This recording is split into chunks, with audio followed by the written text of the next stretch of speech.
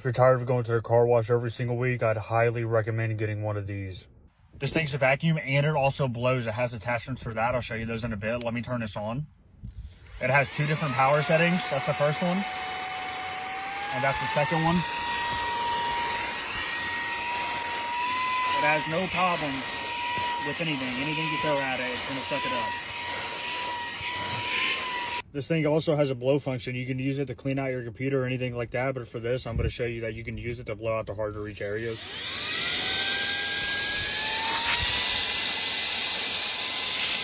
It comes with all these different attachments too. If you want to check it out, I'll have a link down below on the left side.